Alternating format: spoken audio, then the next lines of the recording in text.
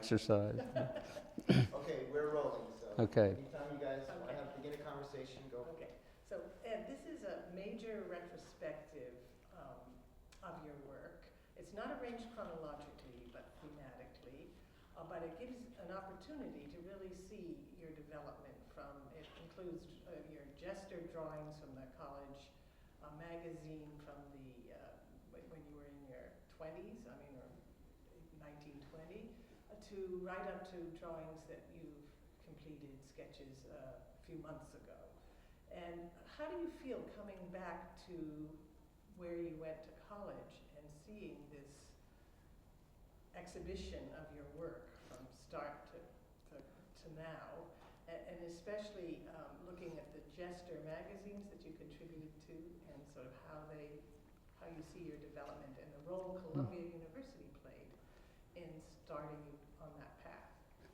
Well, coming back to Columbia with all this work in hand it's a little bit like running the film in reverse, in a funny way, and fast, very quickly, as if you go from this moment, 55 years later, to the beginning of my fascination and obsession and life's calling, which, although I didn't know it at the time, back to that point, it makes me feel, as if there's been hardly a second in between.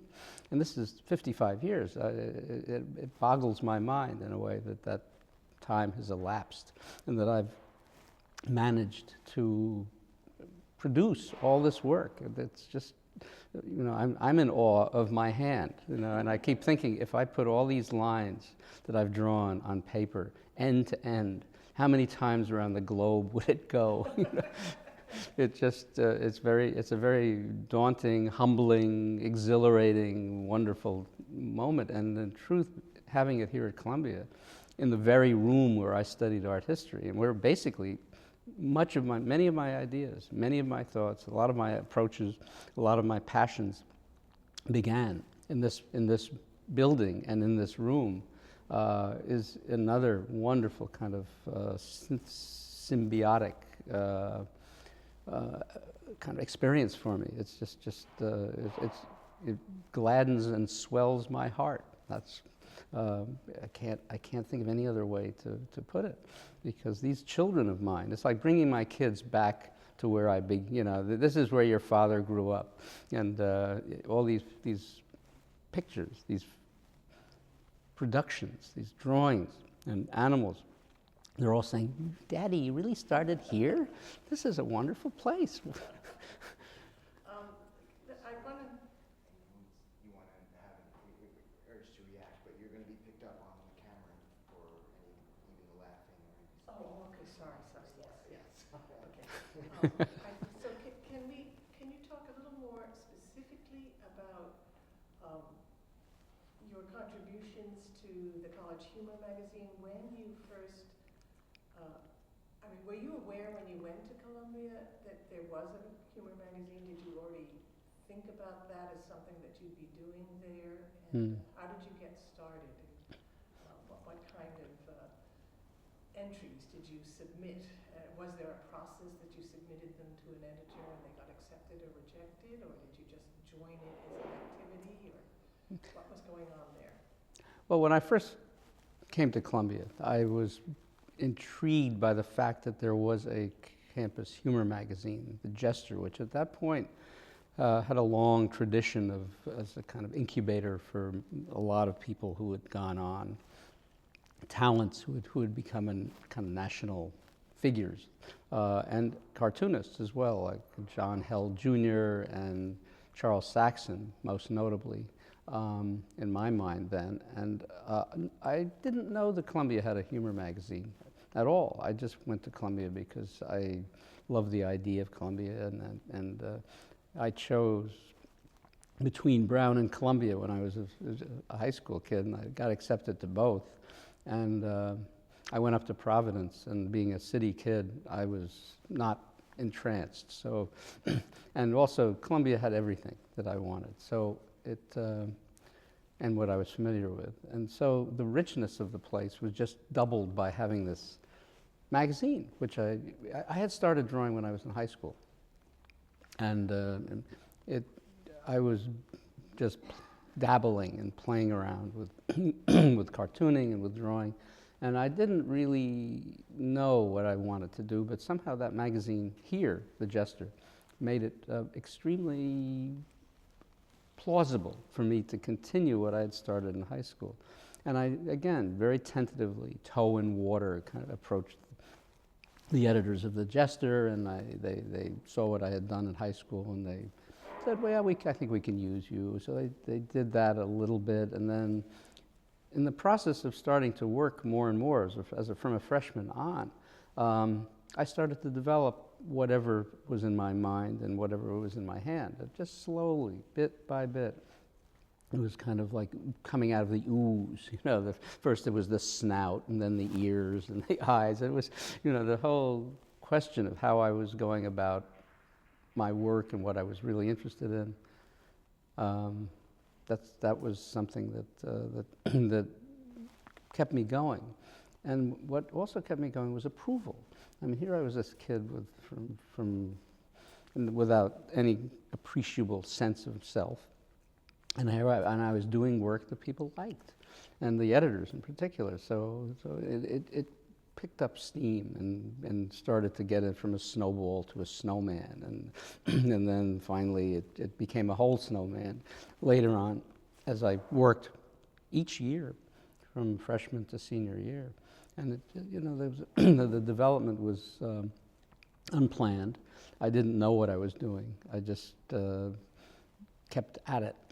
And in truth, I can almost say, subsequently, 55 years later, I sort of know what I'm doing, but I'm not exactly sure either. And so each step of the way, it's a kind of evolution and a tentative exploration and a general delight in finally, gee, I've done this. This is something, this work, this particular drawing, and the satisfaction of that was also there right from the beginning. And in addition to the professors you studied with and the actual coursework you took at Columbia, I know you're very involved with words, and the captions have been very important. And how were you influenced by fellow classmates and people who were more in literary studies than art studies at Columbia? Well, my influence at Columbia was not only through The Jester, but it was also through the coursework and through my peers, my friends, who were all literarily inclined. I seemed to hang out with people in English and in the liberal arts rather than the sciences. And Columbia at that point, and probably still is, a hugely literate, articulate group of people. And it just carried me along like as a river, and I became, focused on that, really. My coursework, my general thinking, my friends, it was all words, and somehow the words and the literary aspect of drawing cartoons became as important as the drawing.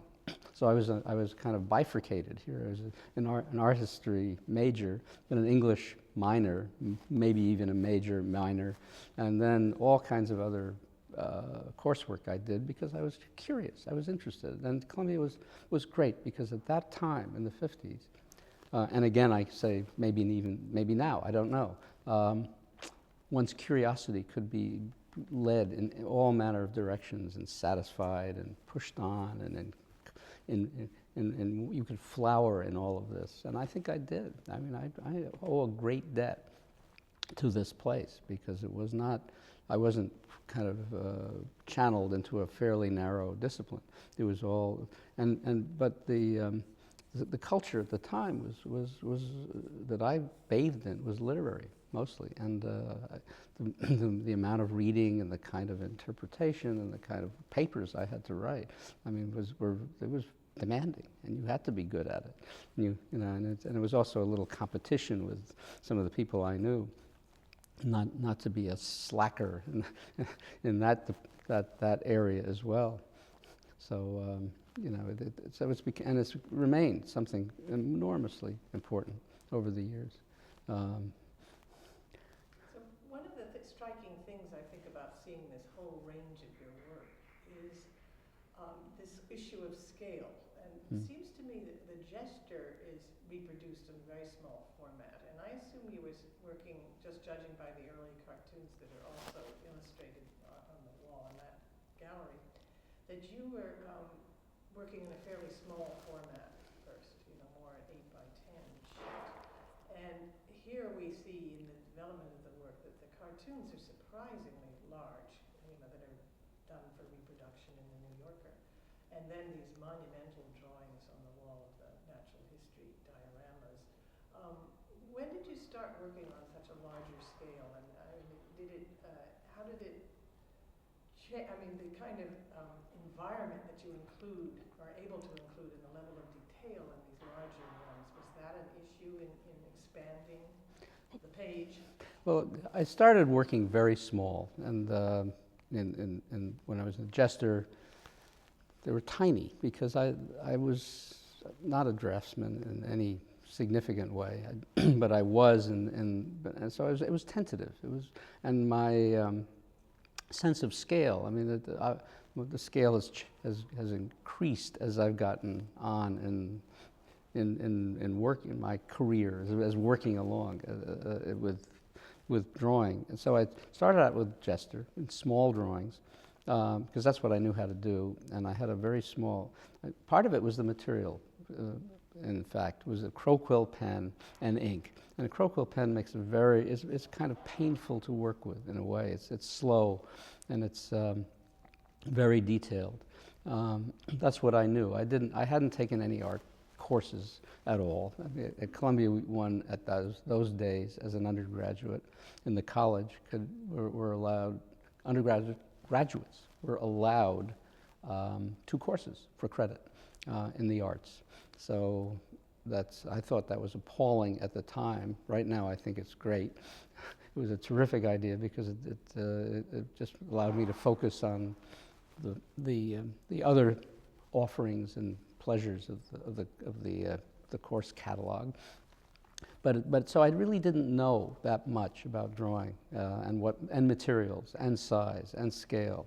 So the crow-quill pen was all I knew, so I used that, and it lent itself to working very small because it was slow and as I say, detailed and painfully kind of scratchy. You know, it didn't dance on the page in the same way that I discovered later I could do with different kinds of materials and different kind of instruments. Say, what I use now is a pen or a series of pens, depending on their width, that allow the hand to just play much more freely on a piece of paper and react to the paper. So as time went on, I started to, and also another question of scale was that after I left Columbia, I studied etching and engraving, which is also a very small scale. It doesn't lend itself, or didn't at the time, to fairly large format prints, although there are now people doing this. And one is limited by the size of the equipment, the size of the bed, the press bed, or the blankets, or the paper that one had, or the trays you happen to have for the size of the plate, et cetera, et cetera. So drawings got bigger as I started to get more adept. And also, I think at the time, in the 70s, there was a sense of scale. There was a whole attitude towards scale wherein paintings, sculptures got much, much larger. And the wall was to be considered. And somehow that influenced me. And the paper, and I also got a little bored drawing small. So I got larger and larger pieces of paper, and I realized the demands and challenges were very different, and I liked those. So I started to play with that as well. I get these giant sheets of Fabiano paper and try to see what I could do with it. And some of the diorama drawings are fairly large, full scale pieces of Arches and Reeves paper that was uncut. So, and just the idea of the challenge of that it piqued my interest, and I started to play around with larger images. And the other aspect of the scale was my cartoons. Now, again, it's a question of what was in the gesture. I always felt that I had to draw as they were going to be reproduced, more or less to scale. And as I got a little more knowing about photomechanical reproduction, I realized, especially when I started working for the New Yorker, that drawings could be reduced or expanded mechanically. I didn't have to draw to scale. I was that naive. I really didn't know up until that point. And then I started to draw larger and larger and larger, because the details and the feel of the hand and the way my hand worked on the paper, it was more comfortable getting the kind of expression and the kinds of details and the kinds of color in the drawings that I really felt comfortable with. And now I would be extremely, that's my comfort range. I can't go back. I can't draw very small without feeling that I'm missing something. And even though the drawings that are reproduced in the New Yorker, for example, are maybe 10, 12, 15 times larger than they are reproduced, I always tell people that if you really want to look at this drawing, get a magnifying glass that are reproduced in the magazine. That's the way you're really going to appreciate some of the things that I put in there, and they get a little lost sometimes. But it's the pleasure of drawing, and it's the delight of just exploring some of these things, even knowing that they may get lost, they may not, but they're there for me and for anybody else who looks at the original. And the exhibit includes several sort of clear series of sketches and drawings that you get going on, and then continue variations on a theme, like the bicyclists that are on fairly small scale, like the dioramas, where you do them sort of in a series, the Hotel de Ville. How do you, when you start, when you start to do a series like this, I mean, are you thinking of it as a series, or do you get going on a subject and then you want to do another variation on it, and you just are compelled to go forward and until you've exhausted the theme? I mean, how do you approach such a thing? Does it just happen, or is it systematically thought out?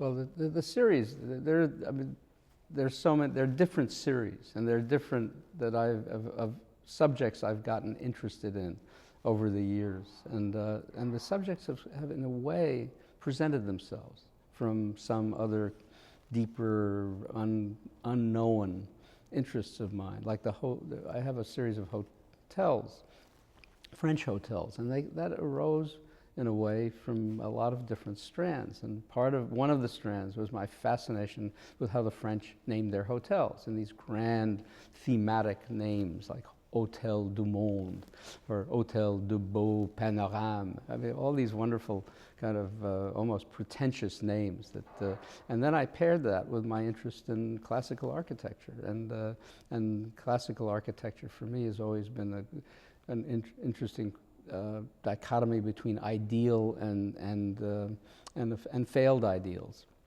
in a way, and also the facades of French city architecture also interested me.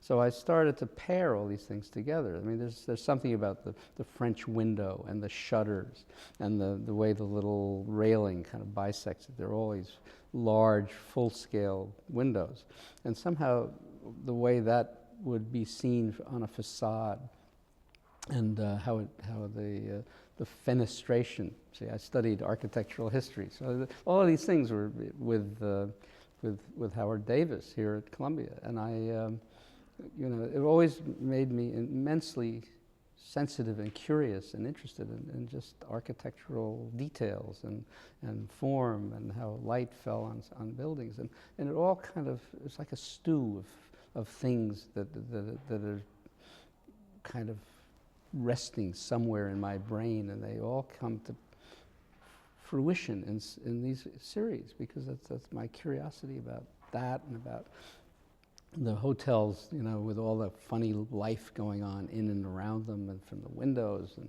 you know, and it's all had some connection with the title of the hotel, or the name of the hotel itself, you know, like Hotel Bon Site et Panorama. I mean, what an amazing name! But ones that existed. I would jot down these names because when I was there, just because they amused me so, and somehow with this crazy life going on inside the windows and around the entrance and on the street of these hotels just fascinated me. And so I pursued that for a while until it really was exhausted in a way. I did a fair number of these drawings over and over again, and each one a little different, and each one, but sooner or later I kind of, for no reason at all, just stopped.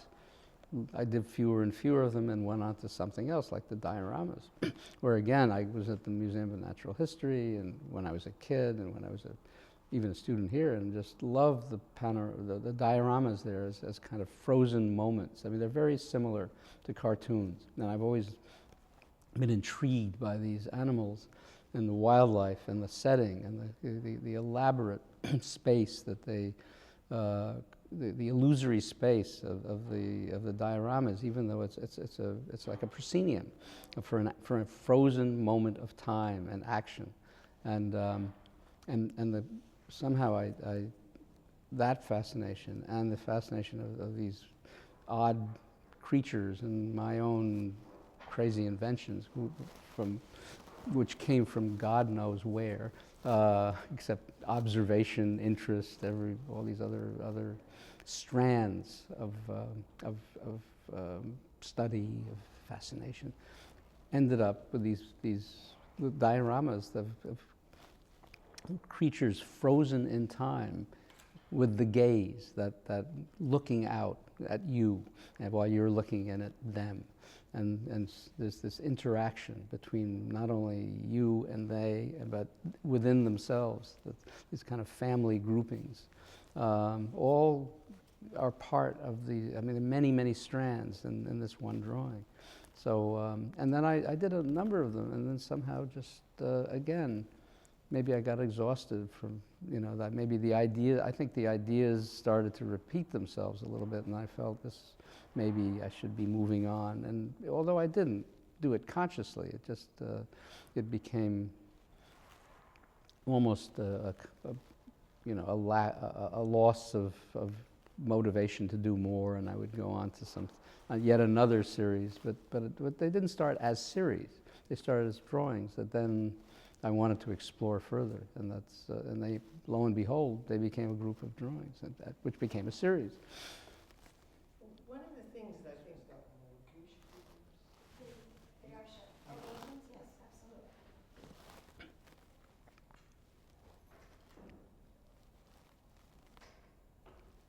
one of the things that your drawings that aren't for reproduction as cartoons and your drawings for reproduction as cartoons share, I think, it's a sort of astute concern with couples and communities and the way they behave, whether they're creature communities or human communities or something in between. And there, I think, there's always, sometimes everybody's in motion, and sometimes there's sort of very still moments in them, dramatic moments. And there, I think, you're really, dealing with what you described as sort of mini dramas. And here, and from what you've written yourself, I think there you rely very much on eavesdropping as well as looking with your eyes. I wonder if you could say something about the sources for some of these frictions and celebratory moments, or moral tales, or social conflicts that appear in your work. Well, I think that actually, when I think about the interconnections of animate life, whether it's human or otherwise, in my work, it is always about interactions, about psychological, personal, physical community interactions, couples, people or animals coupled in the sense of having a dialogue, having a kind of story that's going on between or among them. And most of it is unspoken, especially if not in the drawings that are not cartoons. And cartoons, but the underlying interest of mine is communication of one sort or another between groups of people or not. Even with the architectural drawings, there has to be some life in them. Without the life around it, I think what every architect thinks about is what the human scale will be like in relation to the structure, and my interest is what the kind of ebb and flow of dailiness, of a certain kind of activity around that. And I think it's, like in nature, with these creatures that are have a kind of landscape architecture they're in, or the human-made architecture, or just the kind of relationships of one sort or another fascinate me. What goes on between and among people, things, objects, animals, anything. Even two inanimate objects, sometimes if you place them one next to the other, I tend to look at them as if they're in a dialogue of one kind or another. And so it's like the wooden animals. If you put them all together, if they're seen separately, they're quite isolated. It's like the hermits of, but if you get them together, it's like putting them into a bar room. Or a dinner party. They all have something to say to each other, or they all have some common purpose, or they all, there's some dynamic that builds with them, and that I just love to play around with. And it's true, that I do eavesdrop quite a lot, and a lot of my interest in just how people express themselves and how they interconnect is just what I hear. And I find myself very lucky sometimes that I happen to be at the right place at the right time, just by chance, to hear things that are either funny and can be used in a cartoon, or that somehow prompt other things. So the cartoons in these drawings are all interconnected that way. There's no real difference in my mind between, with the only exception that the cartoons have a kind of very specific point, and can be that the caption and the drawings really flesh out and make very clear the relationships, whereas the other drawings, the relationships are much more unstated, and with animals don't talk, but they do have body language, they do have eye contact. There is a kind of sense of proximity that they all have in general, and that I try to put into my two-dimensional world. But cartoons, the statement is very clear to us as spectators, and it's very rooted in the moment here in of time, not only in the cartoon, but in just our social, cultural time. And so that if you can't understand it, the point isn't made. On the other hand, if you can look at it and laugh and not really have any, just because of the drawing, because of what's going on between people. I have this drawing of mice, the cartoon, and it has a caption which works very well. But if you spend time looking at all the different mice in it, you realize that each one is a little different. Each one is reacting to what's being said. Each one is reacting to each other, or to the parent mice who are addressing them. It's all there's a and every time I draw one of those little mice, and it takes quite a while to really develop these things. I'm sort of in my mind saying, what is he thinking? What is it? What's going through its mind? And even though I'm not really setting out to say this one is going to be happy, this one is going to be kind of perplexed. This one is. it isn't like that, but I mean, it almost comes out of my pen, and they're one way or the other. I said, oh, that's great. I mean, now maybe the other one should be like this. This relationship of pen and hand and brain has always fascinated me, because there's no answer I can give to questions of development and how, when I started out, I would end up here. I have no clue. It's a kind of evolutionary process. I've controlled it, of course, to be sure. I've brought all kinds of increasing knowledge to the work, but to my work.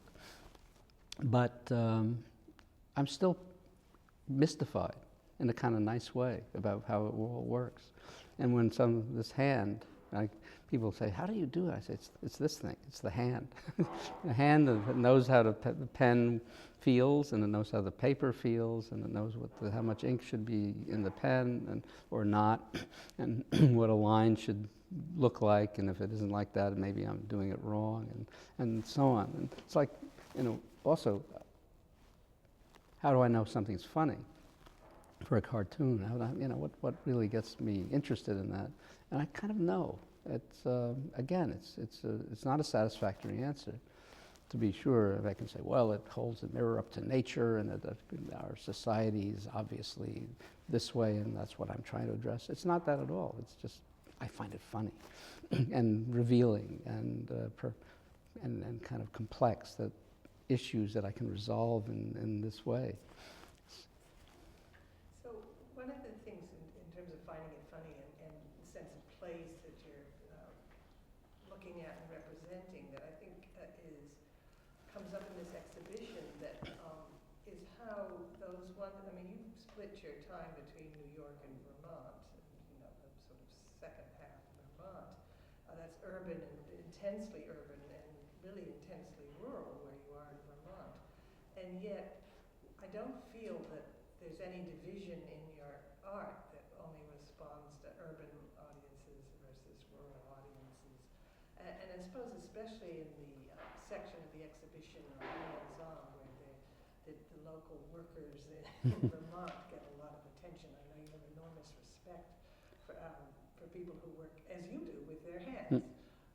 So I wonder if you could just say something about whether your work was affected at all by living in Vermont versus New York. Well, I've lived in both New York and Vermont, and somehow both places have nourished me in ways that are very present in my work, and I value that kind of rural life as much as I do urban life, and I take as much pleasure in one as the other. And people keep asking me, well, why do you go up? Why have you absented yourself from the maelstrom of activity? But in truth, it's a kind of solitude that I love, for one thing, and the whole natural environment that I live in, and what I also love is being able to handle it, to manipulate it, to do things with my hands as well as drawing, all the chores, all the things one does to kind of sustain oneself in a country setting. It's a kind of independence that I really prize, as opposed to, say, the city, where none of these things are available, and where if you need something to be fixed in your plumbing, you call someone. Or if you need some problem with your heating system, you call someone. There I have to do it myself, and I enjoy that. I mean, it was part of my upbringing.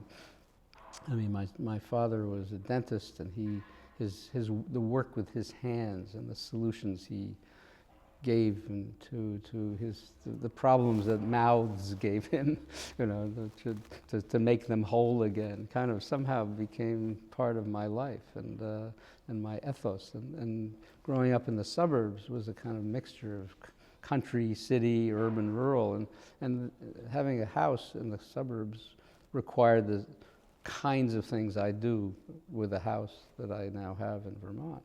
And I came to relish that, and I came to miss it too when I was living in the city full time. But in terms of the human subjects or the animate subjects that are there. I find that there's as much there in the kind of partly it's a contradiction between my urban fix on things and how it works there in the terms of the both independence and the kind of interactions people have with nature and with themselves. It's like being in another country, in a funny way. And being I've been an outsider in all these places I've lived. I've never really felt enormously comfortable in any place, and particularly in this country. It's always been a sense of being slightly on the edge and the border and of life here, and just giving it a sometimes a warm eye and oftentimes a very cold eye.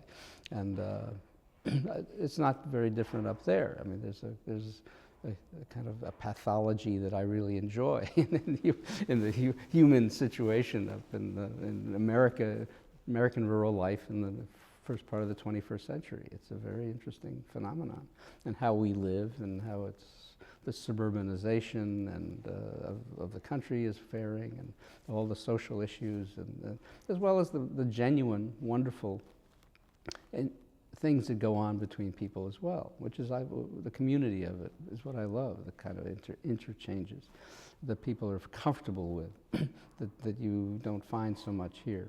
And so that's accessible and it's lovely, and I go there and live it perfectly happily. But when I come to a city, particularly New York, it feels like I've really come home. I mean, it's like I've never left. So this it's not a tension really. It's just two different sources that I draw on and somehow am able to use. Now, you spoke of being an outsider in every community. I mean, like every artist is, of course, to some extent, and that enables you to be an astute observer.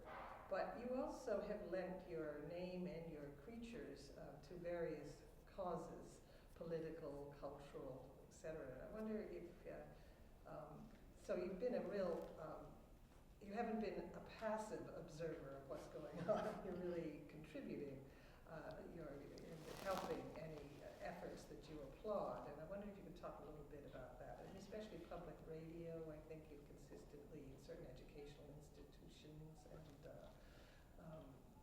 just anti-war and things like that politically, and candidates in Vermont, et cetera. Could you talk a little bit about how you go about choosing your causes and what you do in support of them?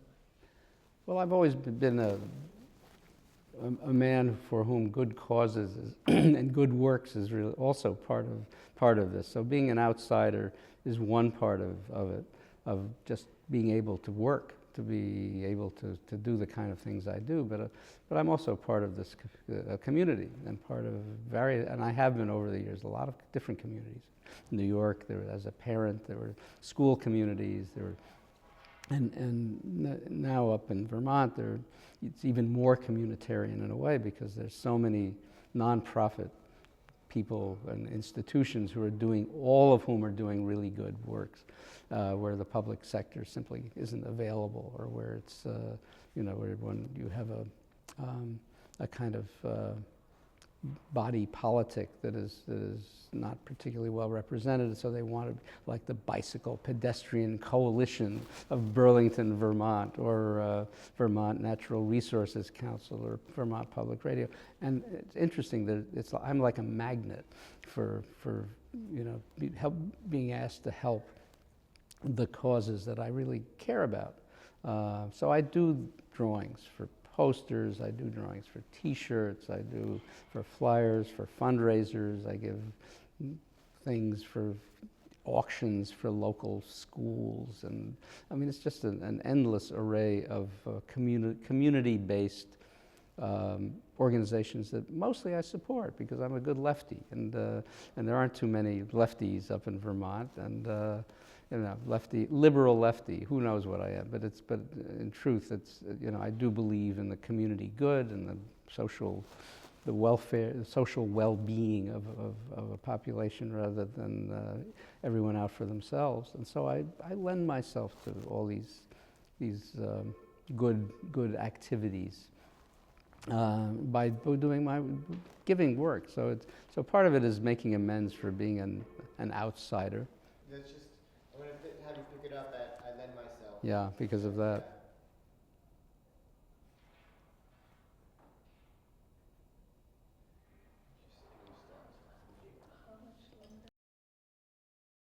Different than the other, although the general idea is dismay, at what they're being told, which is basically that parents are about to split up. But they say it in a way that's kind of interesting. Like, we want to explain to you why we've decided to live apart. It's always been a phrase that intrigued me. So.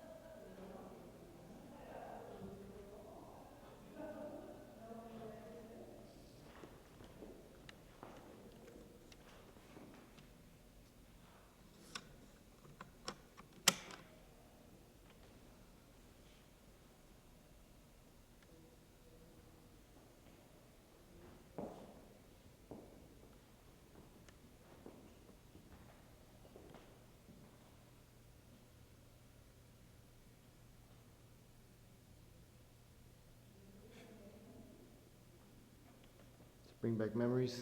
It does. I mean, I just remembered why I did this, and when I did it, and how it kind of connected. So it's like Providence, where I lived for a long time. And in the summer, it's very much like this, with all the historic houses in a canopy of leaves. And this is a particular kind of New England, residential building. To have this thing right in the middle of it. And this whole thing was a historic district to begin with, and that's the point of this cartoon. But when I was talking about the architecture, with all this life around it, all this humdrum of activity that surrounds, these great kind of stately buildings.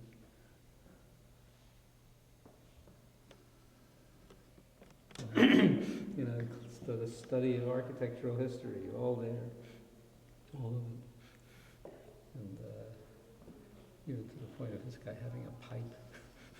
So that's a kind of studious academic architect. There's my old car, there, the old Saab. There's a lot of references. Like the name of that bun is my son's name, Ben's Burger Bun. I always put my family's names in these things. So let's see. I was talking about Providence as being the inspiration for this drawing, and having lived there a long time, and on a street a little bit like this, somehow it seemed to be the right context for this situation, because Providence, like a lot of other cities, very cognizant of their architectural heritage, and so the preservation of Providence has been a big issue. And to have this as an architecturally important, preserved structure and part of the built environment. And then in doing it, I kind of gave it this little Art Deco kind of ornamentation here, and then to call it something, use my son's name, Ben's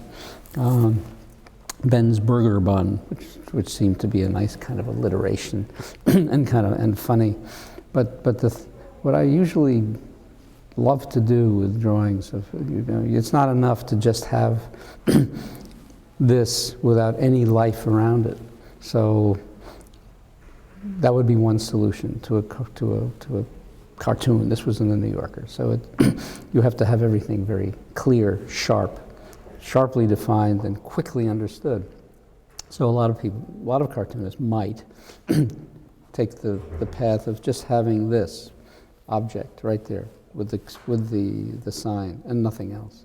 But in order to give it a kind of the life, to bring it to life, you need what I need and what pleases me and what I love to do is just populate it with all kinds of street life and all kinds of activity, including people with their dogs walking by, and it's just the kind of animation that you would normally see, and which gives this kind of nutty idea a little bit of verisimilitude, and to make it, for me, it makes it funnier and more fun to draw. At one point, I came across a quote from Oscar Wilde. No, it was Noel Coward. Forgive me, Noel Coward, who said, "Working is more fun than fun." And that's what I feel whenever I am doing any of these things, these drawings. I mean, it's just my bliss to be able to draw something like this. Like my architectural history background is in this very room somehow found its way into this drawing, which I did in 1987. And again, it has to do with architectural preservation and home renovation and so on. And the caption is, "Our goal is to modernize it, but retain the historical flavor." And so, of course, how do you modernize a Greek ruin? But of course, again, it's all in contemporary situation with my car. I like to draw personal things, so that's my old Saab from the 80s. And here's a gentleman with his pipe, the architect, the studious architect, so the scholar of architectural preservation, and so on. That's and especially with all the renovation I see going on in both in New York and everywhere else, it seems still to have a kind of currency that, and I hope continues to, as these wonderful old buildings get brought back to life.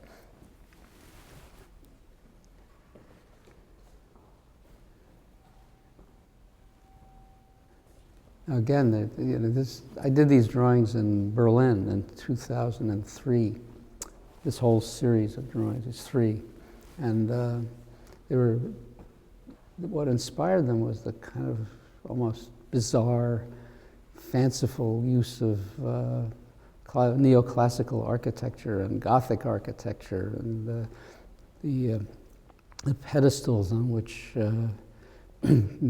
statues and historical figures were placed. There was a great sense of the Berlin, even though it was destroyed so widely during the Second World War, still has an immense built environment that dates back to, that's preserved, that dates back into mostly the mid-19th century neoclassical revival and the Gothic revival, and so I was intrigued by how these architectural structures coexisted with each other, and the fancifulness with which the architects at the time played around with these orders and forms. So somehow it ended up with this amalgamation of a lot of the things I've always been drawing, like these kind of almost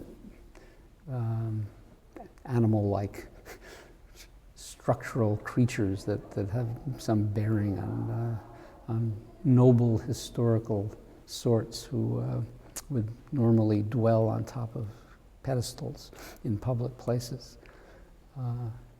But there was where the American Academy was based was in a suburb of, it was part of Berlin, but a suburban part, and they had wonderfully strange, half-timbered, Victorian neo-Gothic revival, classical kind of stews of buildings that I really fell in love with, because they were so outlandish and so kind of intriguing visually, and the way they sat in their settings of kind of semi-suburban parks behind big iron fences. It was just intriguing to me, and somehow they crept into these drawings without even knowing about it. And again, this kind of classical order that I found there, and then I went. I started out there, and I ended up in places I had no notion of what the end of my little journey on paper, where it would be or how I would get there. But a lot of this is all the maintenance of such things. All these people and I think of them as people in a way. The hands-on, the working, the using tools. As I been using the pen. And I kind of, in a way, think of my pen as a rake or a shovel or a spade, that just does work, and it unearths things that just don't necessarily greet the eye right off, or my mind right off either. Yeah. One of the questions I'm always asked, is which of my work is the most favorite one? And of course, you can't answer that, but I do have some favorites, more than others, and at the risk of displeasing all the other drawings that are not singled out really as a favorite. This is one of my favorites. This one where it was a New Yorker drawing, and the caption reads, "I'd like my daughter to know something about engines."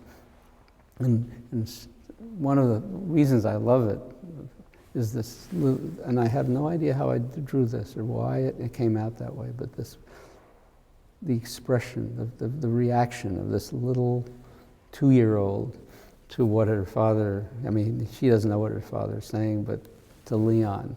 This says Leon Motors, and he's a friend of mine who also fixes my cars.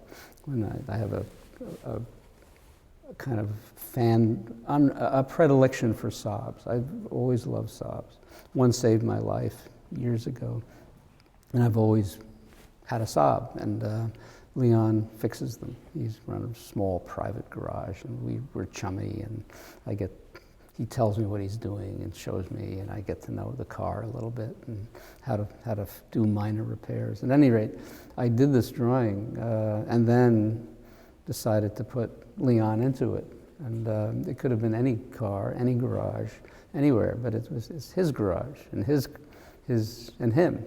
And I hung out in his garage and did some sketches and drawings, and it's a lot of what's here is a replication in some very vague way of what he's got hanging around on his walls, and the tool cabinet and all the spare parts on the floor and so on, and more or less the same, fairly, I wouldn't say accurate, but at least some stab at accuracy of an engine. But, and I look at this now, this is 1990, so it's, almost 20 years later, and I see things entirely new. And I say, gee, I made this little outfit here, dark, just right. My God, how did I think of that with the little stripes to bring her out from the background of her father and to isolate her from this, the complexity of the engine, and made the hood so that it would frame her and him, and made this hatching a little bit so that it would frame him as well. So you have this dynamic, these two parties facing each other and really connected, and so on. I mean, it really kind of pleases me to see it all over again, and especially in this context. So, so that's one favorite among many favorites.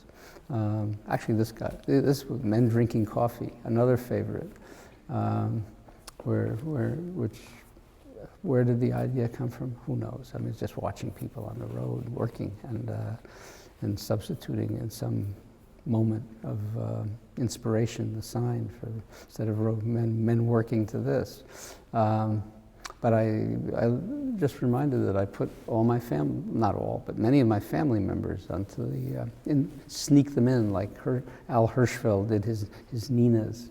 Al Hirschfeld was a cartoonist who celebrated Broadway and Broadway actors and actresses, and in each of his drawings for the New York Times every Sunday, he would write his daughter's name, Nina, into some arcane, hidden part of the drawing.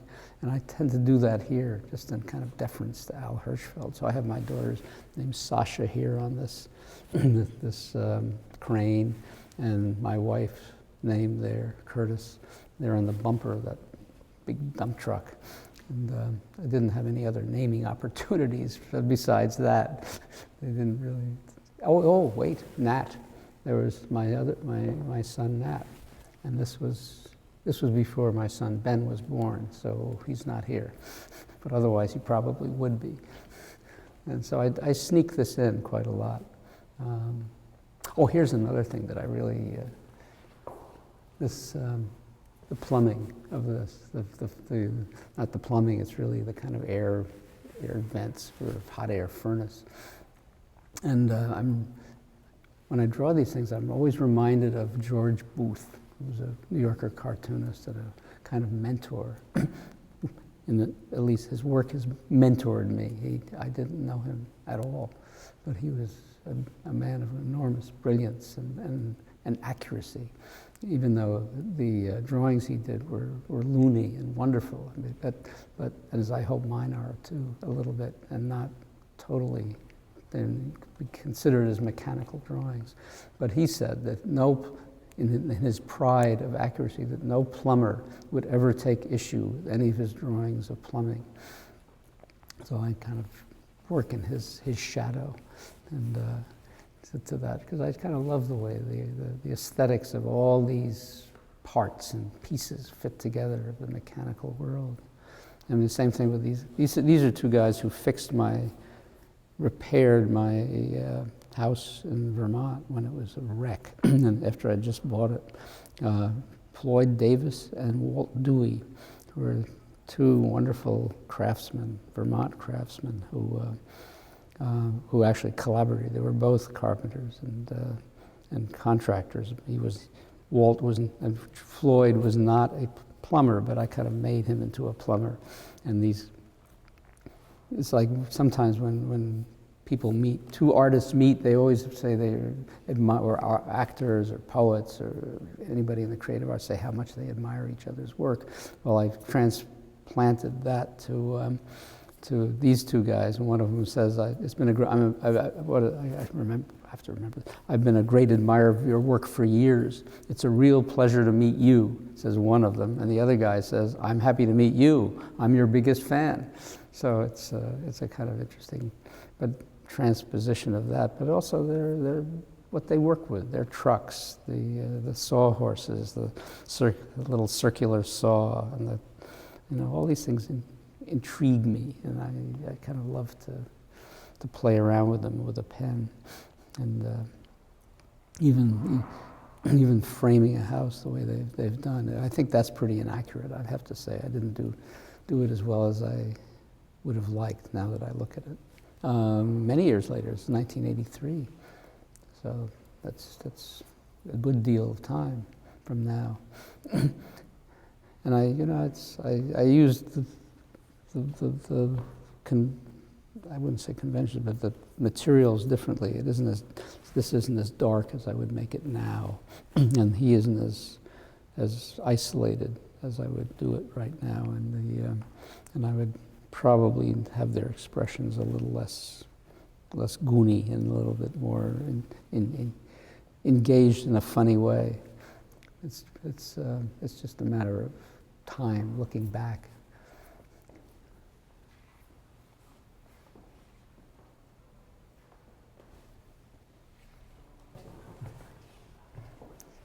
So just tell me.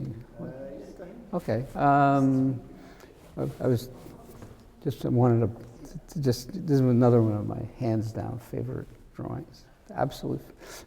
I think if there was any one I had to save from a fire, it would be this one. And sorry, other guys. I mean, don't they shouldn't take it too badly. But this is this, and I was just one of these mice just were so much fun to draw, and each one is different. Each one has its slight. This is a drawing I did in 1995, and the caption was, it was from the New Yorker.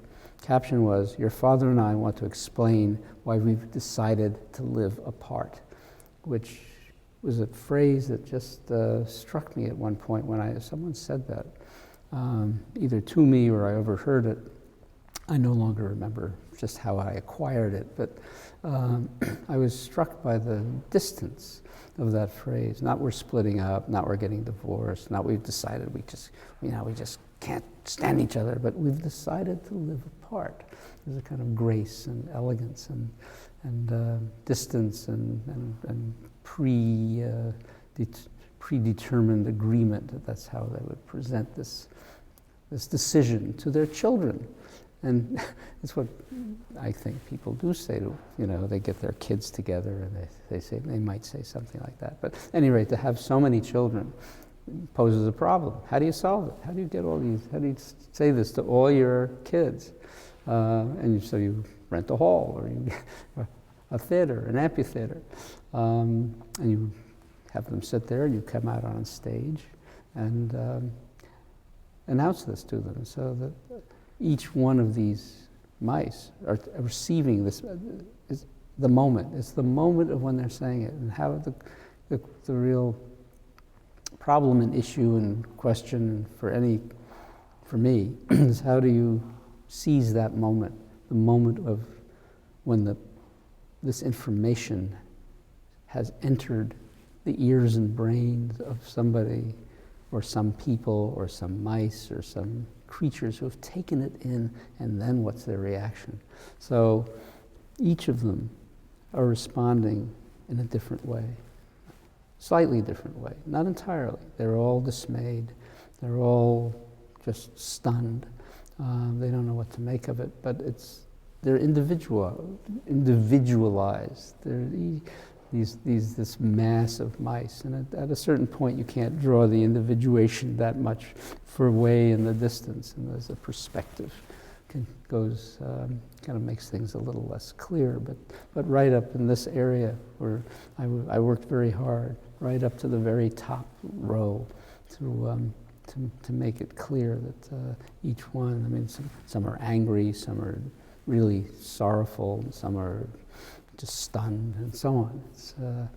But it's the moment, and the moment that is the real nub of cartoons in a way. And any of these cartoons is that you've had a time leading up to this situation, this moment, and then there's going to be time afterwards, which you can't really portray, but you assume that there's going to be many seconds, minutes, hours after this one little ice cube of time has taken place. And I think some of these are more elongated than this. Is this a moment of time? Well, yeah, it is. It could be several moments, but it's still momentary. At some point, he's going to shift. He's going to walk away. He's something. They're going to get fidgety. Something else is going to happen. But how do you get them all in one place? And it's a loony, wonderfully improbable situation that I love to set up.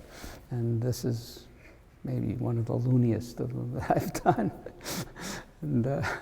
But each of these kangaroos they get their arms folded, waiting for whoever is going to come and look them over, or kind of a supplicant. Each one is hopeful or anxious, or generally reactive to a kind of odd place they are in life. So it's, and it just is a bit of my take on animals and their ownership and the ownership of anybody over anything. And the merchandising of it, and it's all in there in one way or another. And I don't presume to be the interpreter of any of these. I mean, basically the one wonderful thing about drawing cartoons and all the other drawings here are that they're all open to interpretation and open to study and open to responses that I could not even think about foreseeing or knowing about. And that's my hope. I hope it's like that. I don't want them to be programmed in any way. And one of the reasons I draw these things so elaborately is that it allows that to happen. It makes it happen, I hope, with an alert viewer and an open mind and a ready smile. It should happen.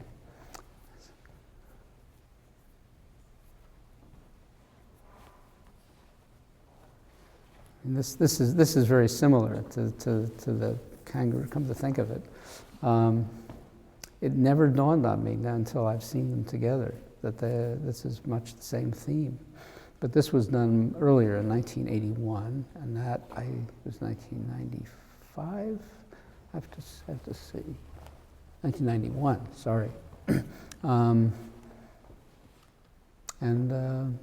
It's different. It's differently drawn. This has much more connection to these drawings that have no purpose like that does, but still a purpose. I mean, the question is, how do you interpret what the purpose and the story is of this? And I think it's up to the viewer. I have my ideas. I kind of knew what I was about, or thinking about, but it's all proximity and of one to the other that makes up the story. It's the story of their being here on the page together. And a lot of these were drawn when I had first moved to Vermont, and I was wandering the fields and during autumn, and there was all these spiny, wonderful plants that somehow entered my pleasure. And how they got from plants to from botany to zoology, I'll never know. But the plants became animals and animate, or insectish. I don't, and so this is more the genesis, really. These necks are more like stalks, but they all had a kind of indirect birth, where in my newly acquired domain, that is the landscape of Vermont. Great. So.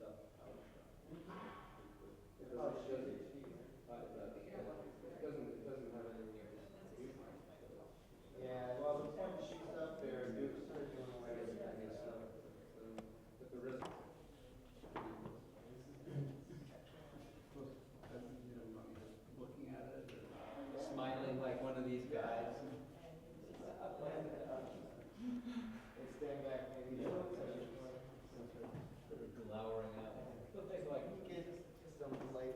Christian, can I use a light here? Yep, go ahead. Well, I'm using your shooting right now. So. Okay.